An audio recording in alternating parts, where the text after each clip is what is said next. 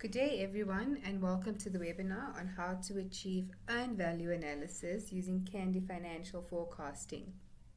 So Candy is known for being the ultimate construction project management software that is unique, powerful, and dynamically focused on project control in the construction as well as the engineering industry. It uniquely provides an interactive link between the bill of quantities and the construction program, thus aligning time and money. With the added functionality of cost and allowable, Candy makes earned value management simple with its cost control capability, thus ensuring effective construction cost control management.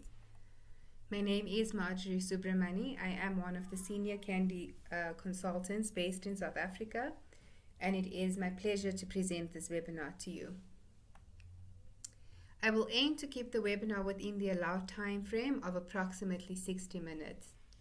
Due to the large number of people logged into this webinar, we will not be able to answer any questions during the presentation. However, please submit your questions during the webinar with the provided function on screen. Afterwards, we will collate these questions and send the answers to everyone that registered for the webinar via email. Please note that the webinar will be recorded and you will receive a link to download it. We plan to host a webinar once a month on various Candy topics. Should you not be able to attend the webinar at the given time frame, then please still register for this, as you will automatically receive a recorded copy. Alright, without any further delay, let's get started. Let's have a look at what we have on the agenda today. So we just have the introduction on Candy Financial Forecasting. Then we're going to look at what is earned value analysis. And then to get to that point of doing your earned value analysis within Candy, we're going to go through the various stages of setting your job up. This includes your Candy job analysis, establishing the base allowable, recording the progress update, and then we get to a point where we view and analyze our earned value graph. Then we're going to have a look at forecasting using your final quantities. If you have variation orders as well as extension of time, how to handle that. And then lastly, we're going to look at our earned value graph at completion.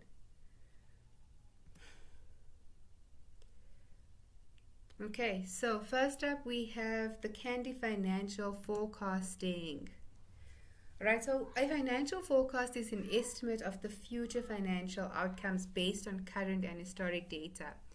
So when we have the financial information and that is attached to your scheduled activities in the program would control the forecast, thus allowing for a more accurate and meaningful forecast. So with Candy's ability to produce accurate financial forecasts and earned value analysis by means of an integrated schedule and bill, you can then determine the project's scheduled performance against your baseline budgeted cost, as well as determine the project's cost performance. Okay, so that is just Candy Financial Forecasting in a nutshell. So what exactly is earned value management or earned value analysis? So when it comes to earned value analysis, it comprises of forecasting and tracking the allowable and the cost against a baseline budget. So we are able to get the following key data, indices and variances that are produced by earned value management. So first up we have the baseline. This is generated between the bill of quantities and the program. So it provides the baseline allowable, your cost, and your schedule for the contract. So it's money basically spread over time.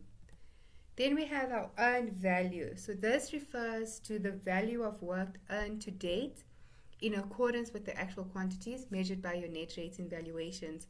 Again, it all starts with the link between your bill and your program. As you do a progress update on your valuations, you would have to do the same on your program, and that will in turn give you your earned value to date information. Then when it comes to our schedule performance, this is the earned value to date compared to the schedule baseline performance.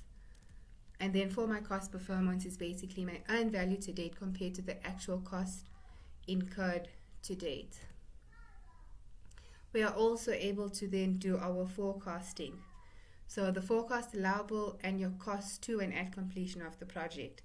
So when it comes to the cost, forecasting our cost, this is where we make use of Candy's resource cost rates or your cost worksheets. And then we are able to forecast a more accurate remaining quantity at completion. But we will get to that in a moment. Let's just have a graphical view of earned value analysis. Okay, so once we've linked the bill to the program, that will then give us our original base or our budgeted cost of work schedule, and the end date is obviously determined by your program. As you do your progress updates or your time now, that will in turn give us my allowable to date. So what is my budgeted cost of work performed? And then if I take the difference between my work scheduled versus work performed, that will give me the schedule variance. Okay, if I divide the two, that will give me my schedule performance index, and the aim is always to stay as close to 1 as close as you possibly can. Alright, and then with the cost import functionality that we have available in Candy, we can then bring in our real cost to date, and this is our actual cost of work performed. If we take our actual work of cost performed and you compare that with your budgeted cost of work performed, that will give you your cost variance. And again, by dividing the two, that will give you your CPI. Okay, so in the event of additional scope or variation orders or whatever the case is, you will then add that in and you will revise your baseline. So that will then give us a new contract extension. And then in turn, we are also able to then forecast our allowable based on the remaining quantities, also updating our final quantities. And that will then become our allowable at completion. Like I've mentioned earlier, you are also able to forecast your cost by revisiting things such as your resource cost rates as well as your cost worksheets. And then these new rates for your resources or your worksheets will then be multiplied by your remaining quantity, and that will give us our cost at completion. Okay, so this is just to give you an idea of what it is that we want to achieve today. So in Candy it looks slightly different, but the end result is exactly the same. So if we look at our legend over here, we have our solid blue line, that is my budgeted cost of work. Then we have the dotted blue line, which is your revised budget. Solid green line is my budgeted cost of work performed. Solid red line is my actual cost of work performed. Budgeted cost of work is the green dotted line, as you can see here. And then we also have our actual cost of work forecast. Okay, so this is the aim of where we want to be at the end of the day. But before we can even get there, we have to prepare our job. So that brings us to the next topic.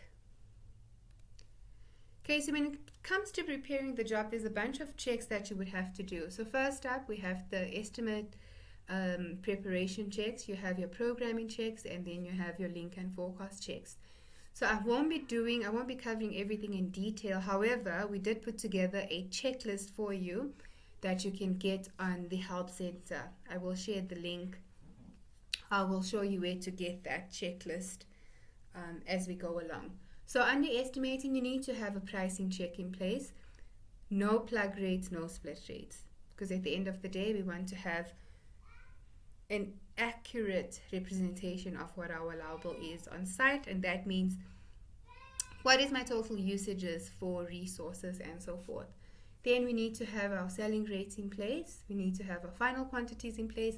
If you make use of any macros, it's important that you explode those macros and then preserve your bit rates and make sure that all your bill items and your resources have task codes and cost codes.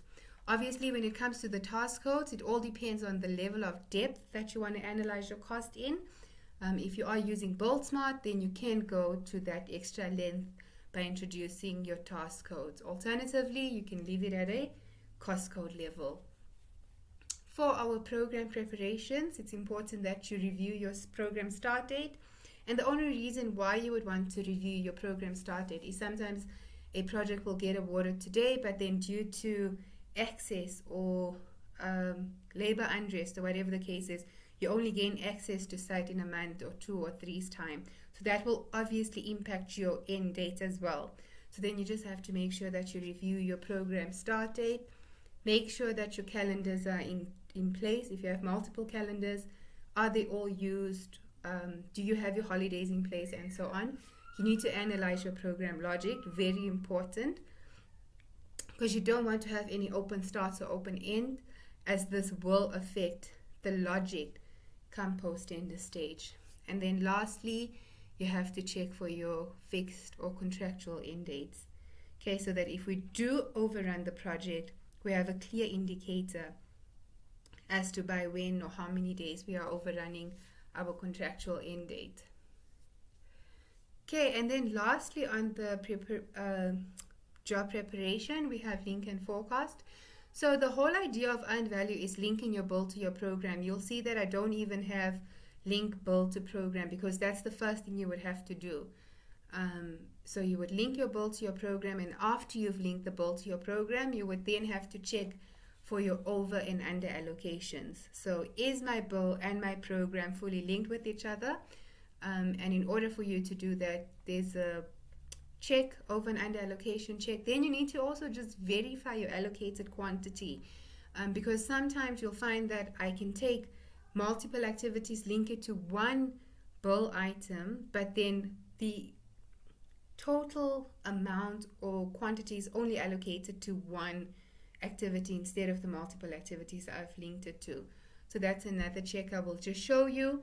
And then lastly, just to ensure that your bill is fully linked with your program, you need to make sure that you have, or not that you have, but that you do an on-screen histogram check as well.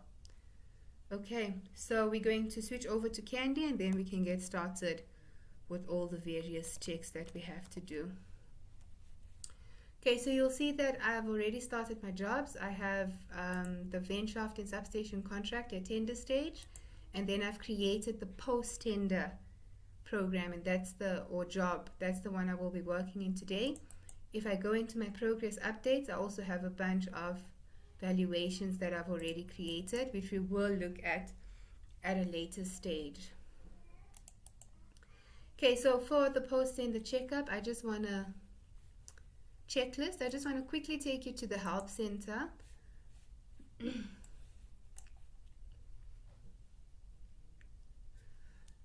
And hopefully my internet will just kick in very quickly. Alright, so it all depends on what topic are we covering. We're covering cost and allowables, link and forecast. So I'm going to go into the cost and allowable topic. You can also make use of the Search Help Center. Then if I go to frequently asked questions, I have steps required for earned value analysis graphs.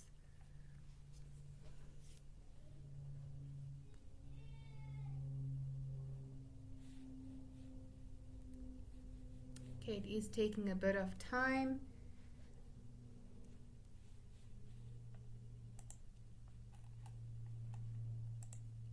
Okay, so what I'm going to do now, I'm just going to shut this down. I see it opened up on my other screen. Okay, so this is what it looks like. So we have various stages. So with the 3 stages that we have is stage 1, preparing the Candy job. Stage 2, basing the allowable. And then stage 3, your progress updates. So you'll see that under stage 1, we have the BOQ post-tender checklist. I've listed a bunch of checks that you can do, but then for a detailed checklist, you can just refer to your post-tender checklist that we have available on the Help Center. On my program analysis checks, I also just listed a few, But then in the C201 Construction Planning and Programming course notes, we have a detailed checklist available that you can use on your day-to-day life work. And then we have, still under stage 1 is the link and forecast checks. All right, and then stage 2 we have basing the allowables. What are the different steps that I have to take to ensure I do that correctly? And then stage 3 is what are my various steps involved in doing my progress update. Okay, so I just wanted to show you guys that. So I'm going to switch back over to Candy, and then we can get cracking on this specific one. Okay, I just need to update this real quick. Okay, so there's my bill of quantities. If I'm going to hit calculate, it amounts to 6.2 million.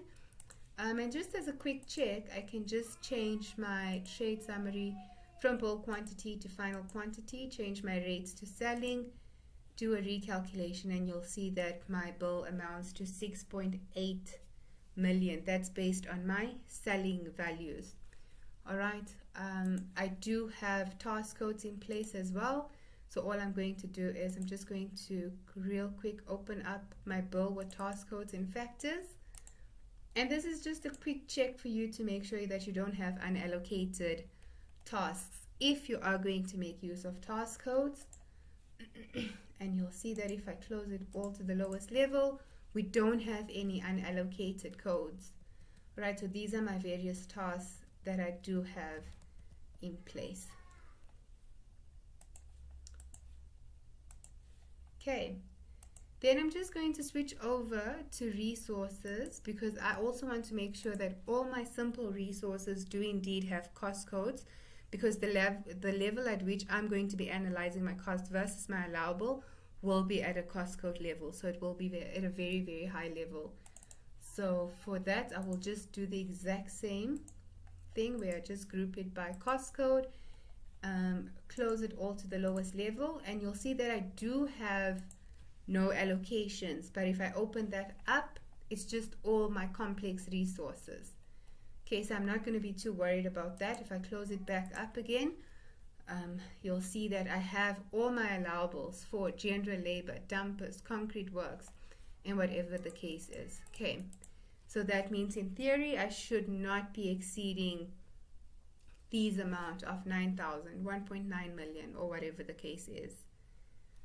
Okay, so I'm confident that the estimating part of my job is 100% complete. So I'm just going to switch over to the planning application. On my program manager, I have my tender program linked, and this is exactly what I currently have in place. You'll see that I have my timelines running down nicely, and if I just scroll all the way down, I have my contractual or my fixed end date in place, and that's exactly what I wanted. All right, if you want to have a quick check to ensure that your program or the activities are fully linked with each other, you simply go to View, Filter, do a program debug, and then you can just have a look for open starts or open ends. You'll see that my filter toolbar, I had found one. If I hide my rejects, it's erect offices. I'll just show it again. So this is part of my site establishment. It won't have any real impact on my day-to-day work, so I can leave it as an open-ended activity. If this wasn't the case, it's obviously your responsibility just to make sure that you close this open end, as this will have an impact come post-tender stage, and you have to record your progress, and there's a delay for whatever reason on any one of these open-ended or open starts activities. Okay. Okay, I'm not going to run any more checks under the program, so I'm just going to close this, and then I'm going to switch over to the link and forecast application. Okay, so remember what I've mentioned here is that, you know, the idea, it all starts off with having a linked bill to a linked program. So I'm going to just access my document 3.1, which is BOQ with activity allocations. and you'll see I can just scroll down real quick and scan through my total quantity over or under allocation column, and I can't pick up anything. Okay, if you obviously are working on a large bill, you would want to just run the filter, and no items were found to match my filter. Okay, so my over and under allocation check is 100% done. So the only other thing I wanted to mention here is verifying your allocated quantity.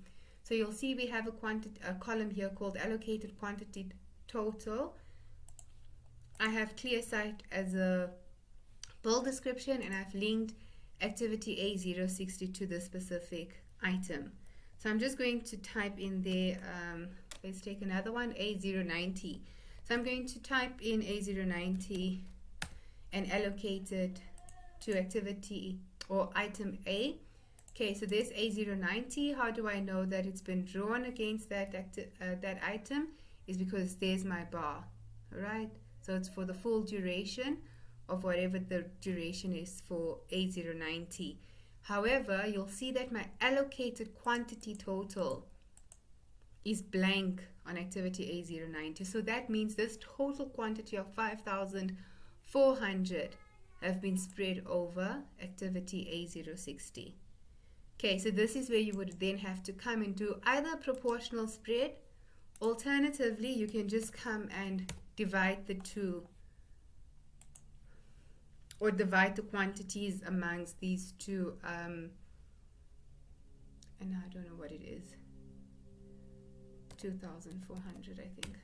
Okay, then we just divide the quantities between these two activities, and with my end and start percentage offsets, I can see that 3,000 is allocated to activity A060 and 2,400 allocated to activity A090. So this is very important, because if you don't do this, this is what we initially had, the system won't pick up the over or under allocation, as you can see here, and now it appears that everything is fully linked. All right, so it's just always good practice to just double check to ensure that your activities are fully, the allocated quantity is correct. All right, so I'm not going to worry about that. I'm just going to run a last check, filters, and no items were found to match this filter, so I am 100% happy. Then the last check under link and forecast is just to do an on-screen histogram.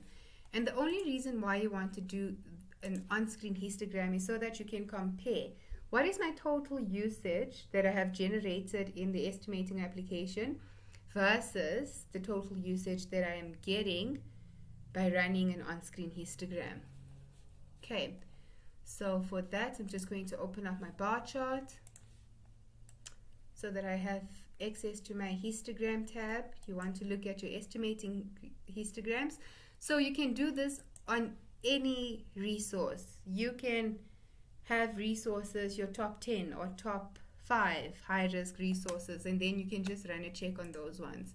So I'm going to take 2211, chuck it across, and then I will just change my histogram options to a cumulative curve, and I want to make sure that I'm all the way at the end of my project. Okay, so that's where my cursor is. If I look at the bottom left hand side of the screen, that's where it will give me my value. So I'm going to go back to the end of my project, and if I look at the bottom left hand side, my value amounts to 7054. So if I just go to estimating and I open up my utilization document, just let me calculate. 22117054. Okay, so this is the number that you would want to see. So if I saw anything other than 7054, it means that somewhere, somehow, the link between the bill and the program isn't 100% complete, and then you would have to obviously investigate and try and sort that out. Okay, so that is it on stage 1, where we have prepared our job. So next up, we need to establish the base allowable. Okay, so this is also a very, very important step that you would have to do, especially when it comes to earned value management. A lot of you guys are already familiar with linking your bill to your program because that will in turn give you money spread over time. Very straightforward. But when it comes to earned value analysis, you would want to manage the information in cost and allowables. And in order for you to do that, you need to set it up in such a way. Okay, so that's the next stage that we have to do right now. Okay, so to forecast in cost and allowables, the bill of quantities must be spread over time. So we have already done this. So we have our bill, we've linked it to the program. That gives us a bill spread over time. So once complete, your cost and allowable setting needs to be set up in order for us to base the allowable. Okay, so basing the allowable is our step 4 in stage 2. But what is the first step? So you need to set up your cost and allowable settings with or without a program. Okay, so in cost and allowables, your cost and allowable data cost and allowable records all the cost and allowable data on a monthly basis anyway when you do your next valuation setup. Okay, so if you decide to go ahead without a program, then what the system will do is it will take that historic data and plot it against a straight line against your cost and allowable values at completion. Okay, so the historic data we refer to here is then, if I am sitting on valuation number 3, then 3, 2, 1, that would be my historic data. And as you can see here in the example, I just have a straight line. So running from inception to completion of my project. Okay, so it's not incorrect to set this up without a program. Then the second option is for you to set it up with a program. So now instead of having a straight line that we referred to in the previous slide, so now you're just going to have a more accurately plotted line because now it's as per your program, the start and the finish of your program. So that now determines your forecast. Okay, something to note on this regard is that the most important information in cost and allowable is the end result. So what is my cost at completion versus my allowable at completion? And that information, whether you set up these settings with your program or without a program, should be exactly the same. Okay, so that is just something to keep in mind as well. So that will be step 1 that we'll do shortly. Then we have step 2, where we need to set up the financial calendar. Okay, so the financial calendar is basically used to define the financial periods used in your cost and allowable forecast. So this is going to be quick and easy. You just need to tell the system how is it that you want to generate these periods. Do you want it on a fixed date, the last calendar day of the month, the last working day of the month? And you can see your options on screen. And then thirdly, this is now the last step, or the second last step before we base the allowable. You need to import the program quantities. So these are the quantities that we will use to plot our earned value graph. Okay, this is a very important step. It does not just stop here. So it doesn't mean after you've imported your program quantities, you are done with this step. So the minute we get to valuation number 1, valuation number 2, this is something you would have to do time and time again. All right, so that's just something to always keep in mind. And then last but not least, we are then able to base our allowable. All right, and then once we've based the allowable, that means we're ready to record our progress. Okay, so I'm going to remain in this job, which is my post-tender job. And then we're going to just switch over to link and forecast. Okay, so first up, we need to do the setup. So you'll see that if I go to main, you can go to cost and allowables. There you have your cost and allowable settings. You can check your validity of the codes, and you can then store your allowable. This is obviously the last step that we have to do. Okay, so I'm just going to go to cost and allowable settings. And then the system will ask you, okay, do you want to look at your original bill items, bill items and approve VOs, bill item and all VOs. So I'm just going to leave it here in the second dot because I want bill items and approve VOs. You'll see that the disable bill item cross references is unchecked, or it is checked rather, and this is just so that the calculation time is not as slow, checking all of the constantly cross-referencing the bill items. Next, we want to switch over to forecast. How do you want to do this forecast? So you can do a manual quantity entry, or you can do it from a link program. So we do have a link program that exists. So I'm just going to say quantities from a link program. Which program is it that we want to use? We want to use the tender program linked. Okay, while here we can set up the second step, or we can continue with the second step, and that is setting up our financial calendar. All right, so you have your contract duration information. This is based on your program, and then now we need to generate the periods. Okay, so I'm going to set this up to the last calendar day of the month. We must just be careful here. This means that if I do a valuation update, my valuation date will be the last day of the month. When I do a program update, it means my progress update needs to be the last day of the month. And this also means that when I bring in my cost from the accounting package, be it BuildSmart or any other accounting package, the close of cost date needs to be the last calendar day of the month. Okay, so now we've set this up. I'm going to click on OK, and this is my calendar. Last day of each month. You guys will see once we get to post-tender stage or recording our progress, we will then be able to just select a date for our various progress updates. All right, so that is my second step done and dusted. So I'm going to close this, and then I'm going to open up my document manager and switch over to my financial forecast. So I just quickly want to show you something before we move over to the financial forecast, and that is my document 4.1 BOQ with my budget forecast. Okay, so this is where everybody stops. Okay, so we've linked the bill to the program. We have our money spread over time. We can forecast our quantities, forecast our resources, and so on. But now we need to import our program quantities. Okay, so it's not as easy as this document. This is then step number 3 under stage 2. So what you would have to do is you will have to switch over to the financial forecast tab, and then we have access to document 1.1 bill with quantity forecast. All right, you'll see we don't have any information on here. There's my financial period set as per the calendar.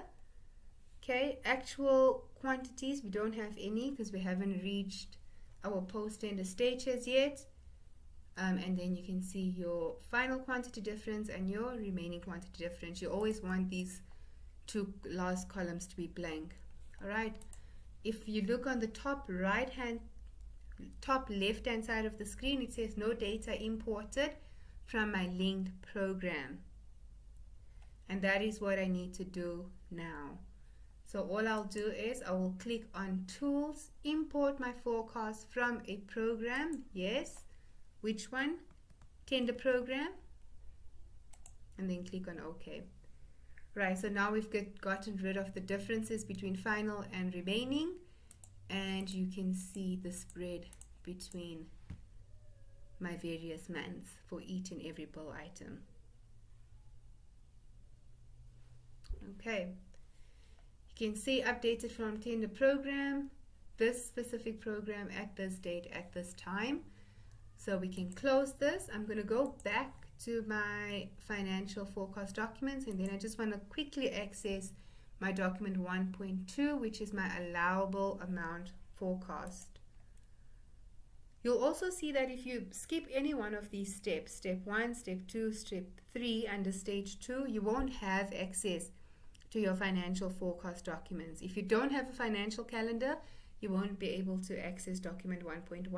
If you did not import your program quantities on document 1.1, you won't have access to document 1.2. Okay, so if that does happen to you, you must just read, go back to your checklist, and then try and follow the steps accordingly. Okay, so on my allowable amount forecast, remember I brought mine in, or we have, ours is up to a task code level. So this is the amount of detail that I have on here. Okay, but this will obviously paint a different picture once I bring in my cost at a cost code level only. But what I want to show you here is if I click on my graph, my planned value is currently blank. So I have my earned value on the one side, my actual cost, obviously that is the same right now because we don't have any actual information as yet. But what we need now is we need to know what is our planned information. And that is where basing the allowable comes in. So I'm going to close this, go back to main, cost and allowables, and now I'm ready to store my allowable base. Store a base forecast for your direct cost. Yes, I do.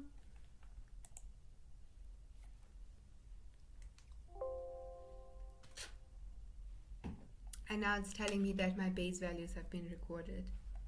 So I'm going to close this. I'm going to go back to my financial forecast document 1.2. Now when I click on my graph, you'll see that we have our planned values in place accordingly. Okay. And that is stage 2 of our checklist. You only set this up once. Once you're done, you're obviously going to duplicate the job and then you're ready for your progress updates. Okay, so that brings us to the next topic. Post-tender progress updates. Okay, so when it comes to the post-tender progress updates, I put together what I call a full cycle. Yeah, it would be good practice to just try and keep to this. So you would have to do this valuation 1, valuation number 2, valuation number 3 until the end of your project. Okay, first up, we need to set up our valuation. You're going to set that up. You're going to record your progress. Then you need to do the same for your program. So then you're going to set up your time now periods and then record your progress. Once we've done valuation number 1, progress update number 1, we need to then sync our program and valuation quantities. And the reason why you want to do this is, remember, we have a linked bill to a program. What I record as progress on my program won't necessarily be the same as what the QS did on his bill. So it's always important that we just sync the quantities so that my allocated quantity to date as well as my actual to date quantities always speak to each other. Okay, so that is syncing the program and valuation quantities. Then we need to import the program quantities. So this is step 3 in stage 2. And remember, I said you will have to do this time and time again. Okay, so once we've done this, this happens in link and forecast as well as the syncing of the program and valuation quantities. Then we're ready to switch over to the cost and allowable application where we can import our real cost to date. Okay, if you have any adjustments to be made, these adjustments will be made on our cost document. And once we're happy, we will release that for cost and allowables. Before you can even look at your earned value graph, if you have any adjustments to be made to your resource cost rates or your cost worksheets, you would do it on the specific step. And then once we're happy with that, we can then view and analyze our earned value graph. All right, and then the cycle will just start again in month 1. You'll follow the entire cycle again. Okay, let's just quickly recap on what needs to happen when it comes to your valuation updates.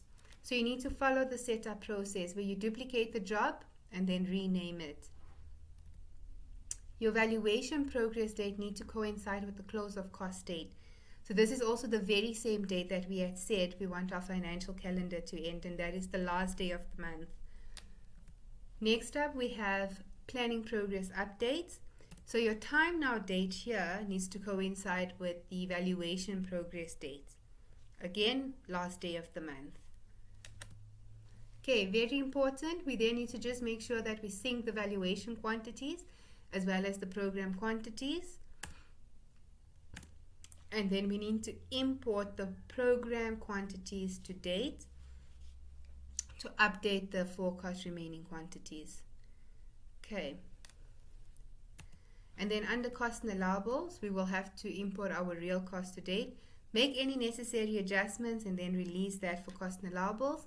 If you have any adjustments to be made to your resource cost rates or cost worksheets, this is where you will have it done. All right, for a more accurate at completion cost. And then last but not least, we then view and analyze our earned value graph. Okay, so for this specific exercise, we need to obviously go through the whole setting up process.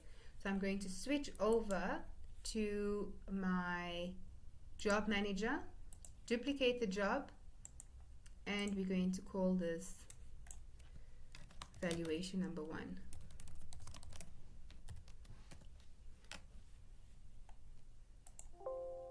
I'm just going to keep my name, and then I'm going to switch over to the valuations tab. Okay, so it doesn't matter where I click, I will always be greeted with my initial valuation setup box. Because we do have a calendar in place, if I click on the drop down list, you'll see that I have my options available.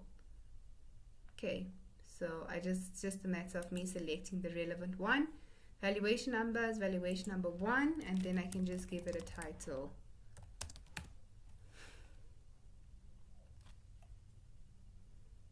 Okay, I'm not going to spend a lot of time on this specific section. So what I'm going to do is I'm just going to progress the first 2 items. Okay, 10 and 100%. And then if I quickly run a trade total display, base that on my actual quantities, net values, recalculate my total, my net amounts to 65,000. Okay, so this is the information that I will have access to in cost and allowables. So this is also what we mean when we say that your valuation information is readily available in cost and allowable. Okay, so 65,046, I'm going to close this, and now I'm going to switch over to planning. First, I need to just create my progress updates. So before I continue with that, I'm just going to create a quick heading. And then I want to take my tender program, and this is going to be my update 1.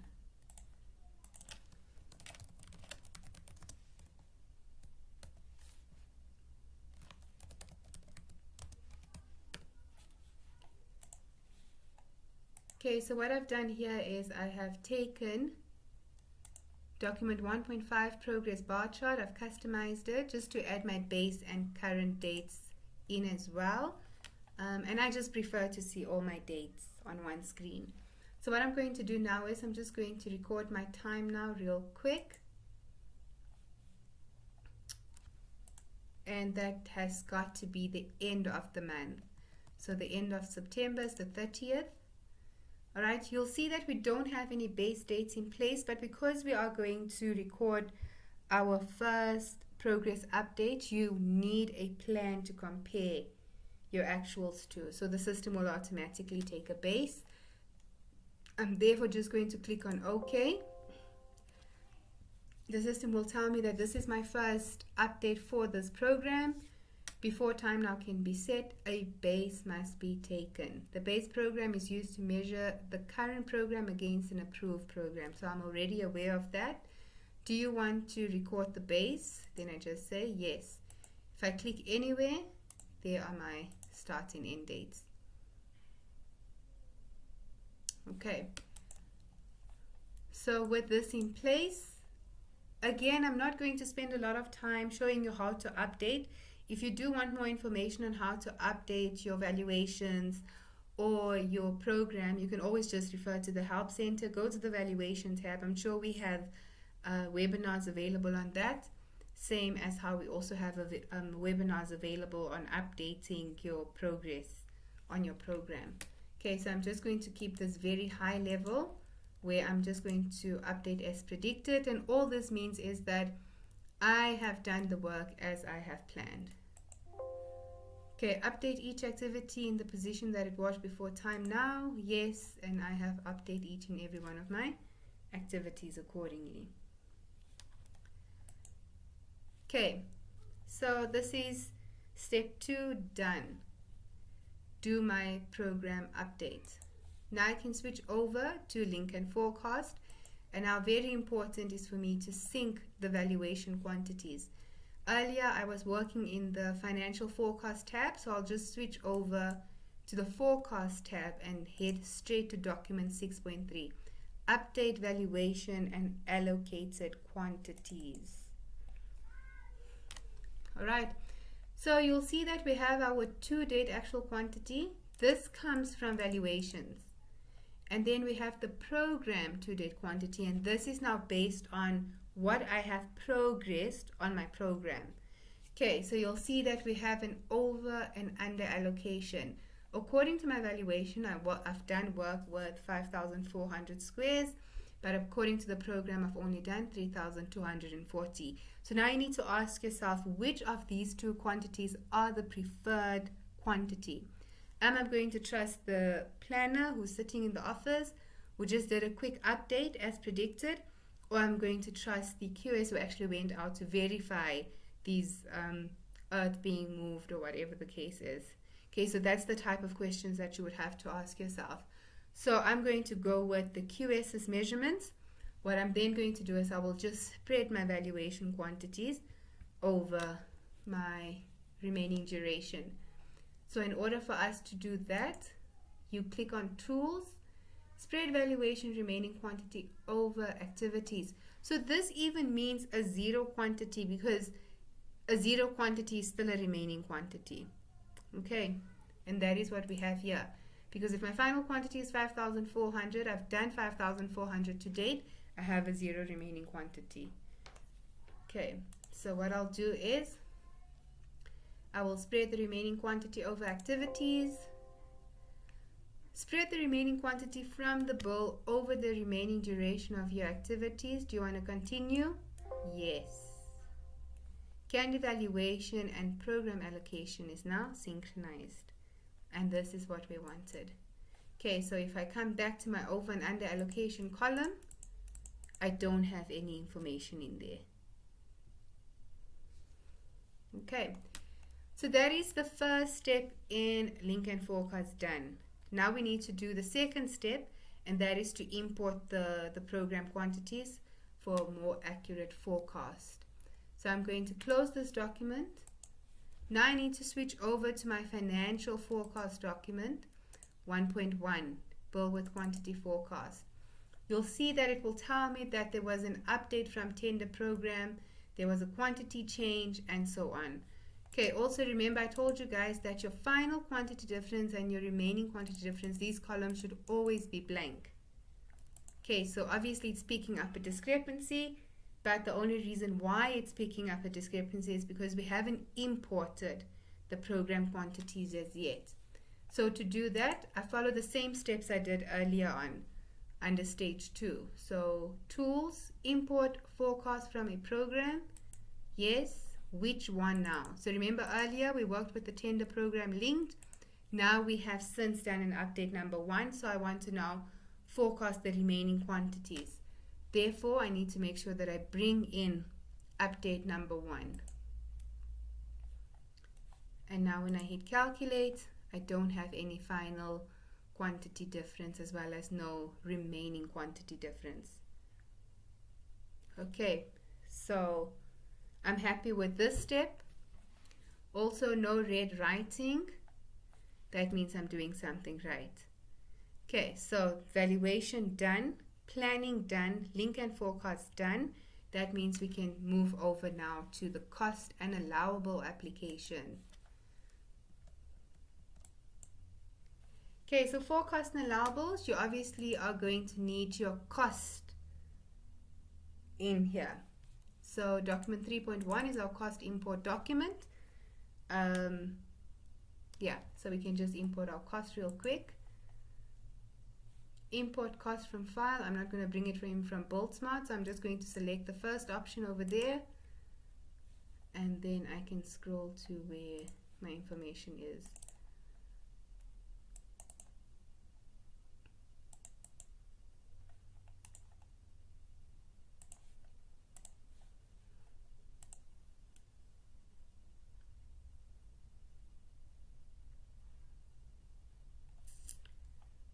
Okay, cost codes, and then imported real cost to date. You'll see that I have these two additional lines. That's just my headings. So I'm just going to ignore them. So I'm going to tell the system to ignore the first two lines, and then I'm just going to hit continue. File imported. Alright, and then I can just check my imported data real quick. Based it on task codes only. Green tick, validation successful. So I'm happy with this. Okay, so adjustments. If you do have any reallocations to do or to make, you will do it under your reallocation columns. Just make sure that it always adds up to 0. If you have accrual, subcontract liability, materials, whatever the case is, you just have to make sure that you add these in, and then what will be released for cost and allowables will be my actual cost. Okay, so I'm not making any changes, therefore my imported cost to date and my actual cost to date is exactly the same. Okay, so all I'm going to do now is I'm just going to release this for cost and allowables. You'll see that I have an option here to release cost for cost and allowables, but if you're not sure if this had already been released, if you refer to the bottom left hand side of the screen, it will tell you they're not released for cost and allowables. Okay, so I'm just going to release for cost and allowables. Cost release, click on OK. Bottom left hand side is telling me that it had been released. So now I can switch over to my cost and allowable by period document. Also, a lot of you should be familiar with this if you are using the cost versus allowable function. Okay, so it shouldn't be anything new to you. Alright, so what do we have here? There's my cost codes that we looked at earlier. Then we have what is my allowable to date versus my cost to date with the variances. What is the remaining allowable and remaining cost, and at completion cost versus my at completion allowable. You'll see that at remaining cost and allowable is currently the same, and that is because the system looks at the remaining quantity. Remaining quantity multiplied by your allowable. And because we haven't made any changes to your resource cost rates or cost worksheets, these cost rates and cost worksheets are identical to your net worksheets as well as your resource rates. Alright, so it's only up until a point in time where you go and make changes will these two amounts differ from each other. Okay, you'll also see my at completion cost. So my allowable, we take the final quantity, multiply that by the net rate, and then for my cost at completion, we take my to date cost and we plus the remaining cost, and that will give us our at completion cost. Okay, so if you want to make any adjustments on your cost rates or cost worksheets, you can close this document, and if I go to, I'm in cost and allowables, and if I go to my resource list, you'll see that if I hover my mouse over it, it says resource cost rates to completion. Okay, and my resource cost rates to completion, it is identical to my final rate. That is why it's highlighted in yellow. It means that there is a link between the two. Okay, so if I want to make any changes anywhere, I just have to make sure that I make it in my cost rate. Okay, so I'm going to update my 6-cube tipper truck from 675 to 700.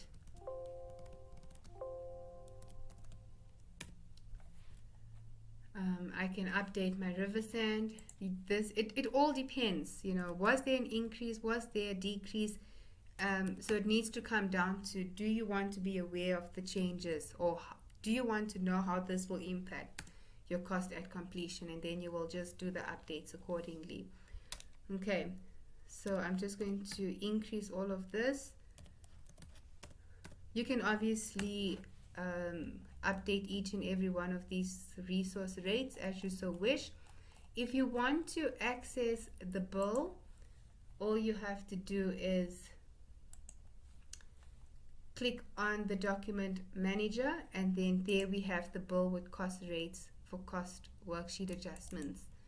Okay, again, we have the net rates on the one side. Please don't touch your net rate because that's the original allowable we had set. So any changes that you make on your production outputs, your waste allowances, or whatever the case is, you have to make sure that you work in your cost worksheet. So if I just quickly access this worksheet over here, if I double click in my cost rate, it will automatically open up my cost worksheet for me, and then it will tell me that this is identical to my net worksheet. So that means I can now come on here and make any relevant changes, like changing my production output from 710 to 700 or whatever the case is, and it won't have an impact on my net rate. Okay, so I'm going to close this document. I'm just going to go back to my cost and allowable by period.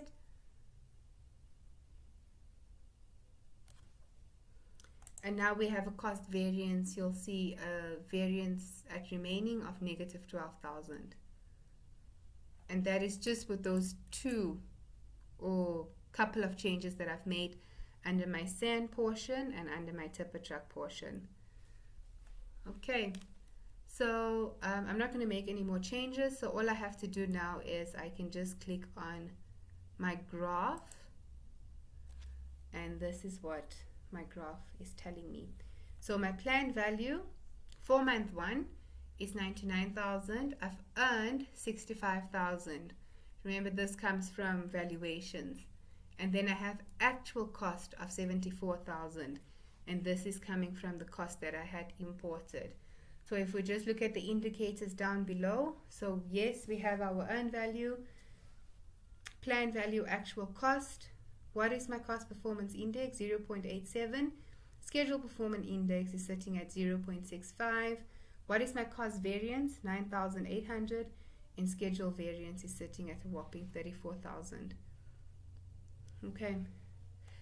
So you can make obviously the necessary changes looking at this as it is.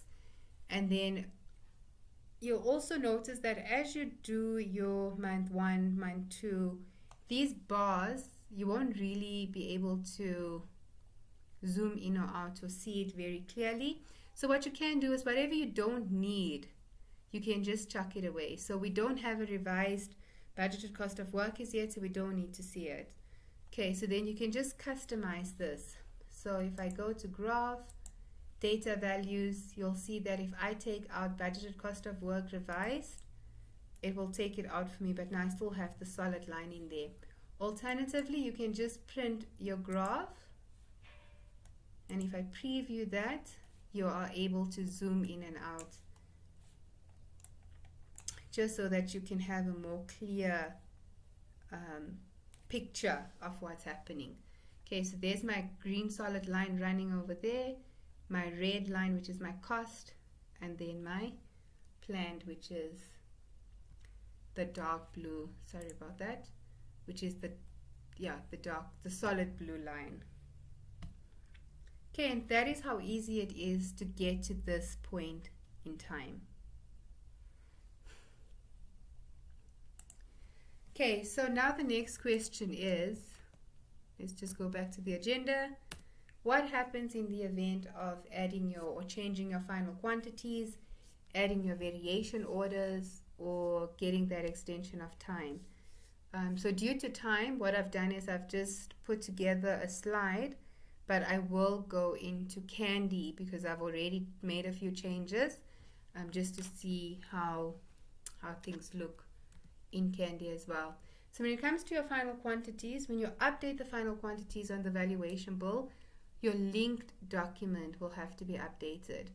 And the reason for this is because there's no dynamic link between whatever you do in valuations and link and forecast. So if I update my final quantities, the system won't automatically pick it up as an increase or decrease in quantities. It will instead pick it up as an over or under allocation. Okay, so you'll see that we have an initial bill quantity of 10,800. We've increased that to 15,000 cubes. Now the system is picking up a under allocation of 4,200. Okay, you'll see that my allocated quantity is still sitting at 10,800. So what's important here is you would then have to make sure that you spread the over or under allocation. So this can be done proportionally, like I've showed you guys earlier, where you just right click and you do a proportional spread. Alternatively, you can just type it out and say, okay, my allocated quantity is, instead of 10,800, it is 15,000 cubes. All right, and you just have to always make sure that your over and under allocation is correct, or it's blank. That is something to note on the final quantity section. Then if we look at the variation orders, there are various steps that you would have to follow. So if you are familiar with valuations, you should know that when it comes to adding your variation orders, there are various steps involved. So you would have to follow those steps anyway. Step 1 will be you will add your variation orders to your VO bill. Then the next step would be is, instead of now just stopping in valuation where you add your VO items, you need to make sure that all these additional items are linked back to your program. Because remember, at the end of the day, you want a more accurate forecast. So this includes any additional activities or items rather that you might add to your bill. Step 3, you need to make sure that you don't have any over or under allocations. And this is part of the check that we did just now. And then step 4 is you will record your progress on your bill and then follow the rest of the steps as per your progress updates full cycle process.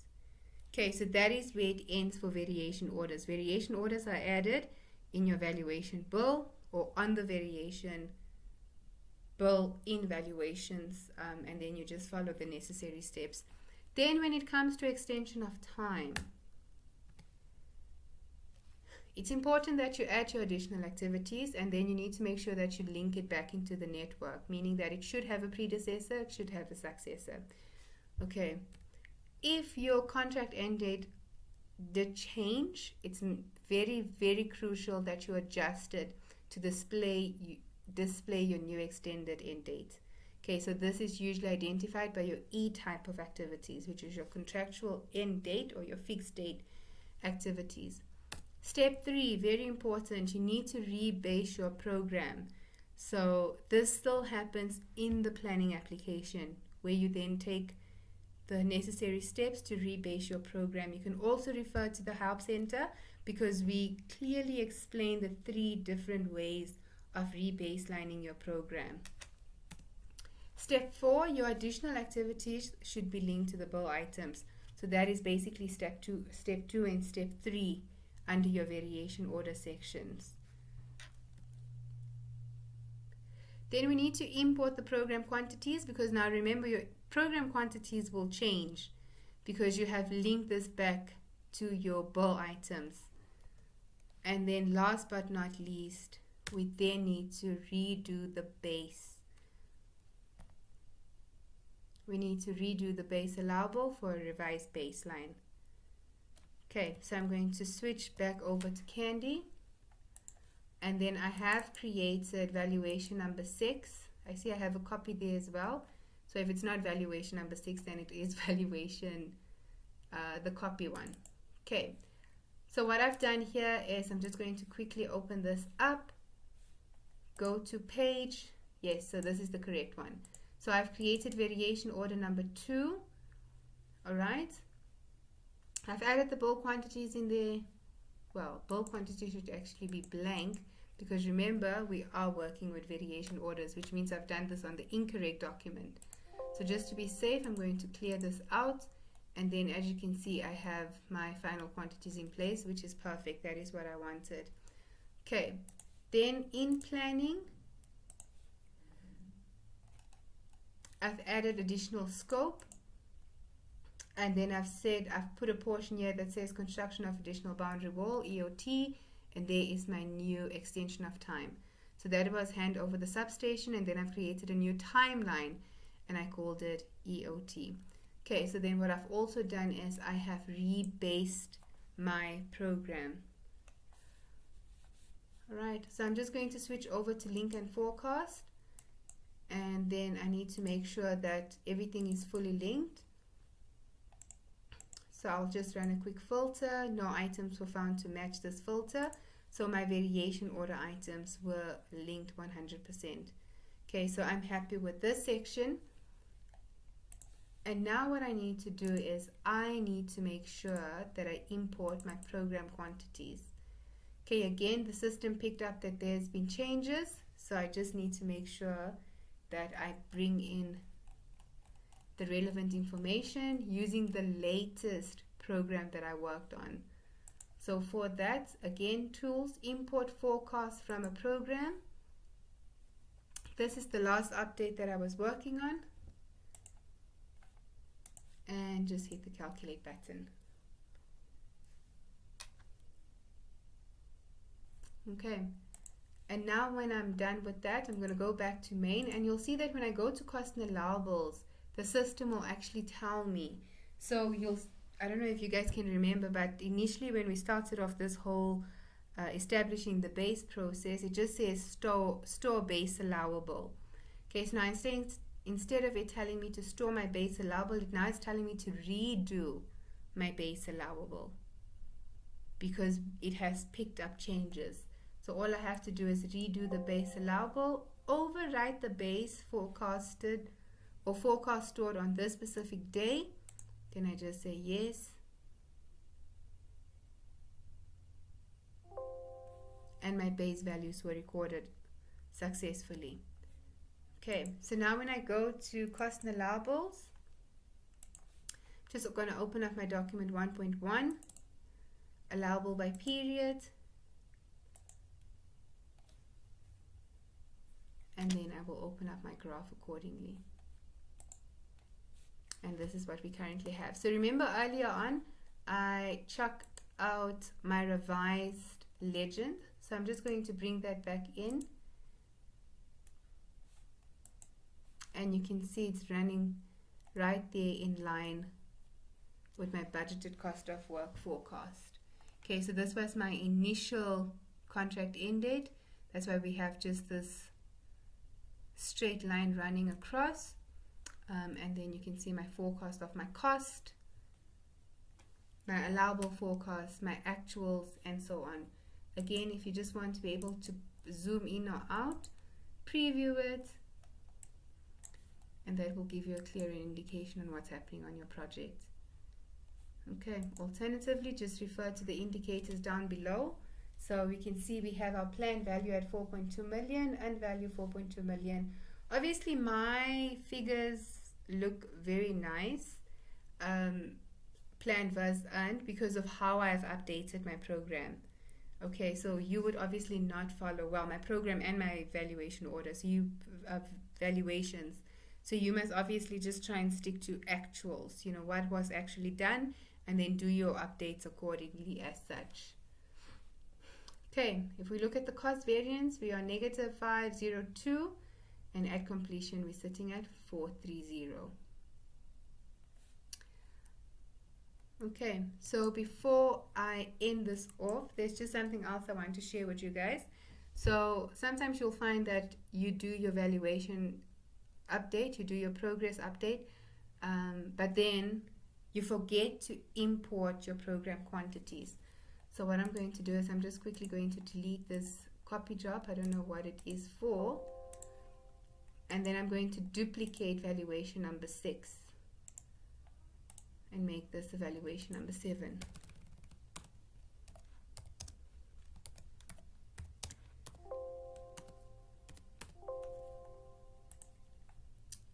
Okay, so what happens in the event that I forget to import my program quantities? So I will set up my next valuation.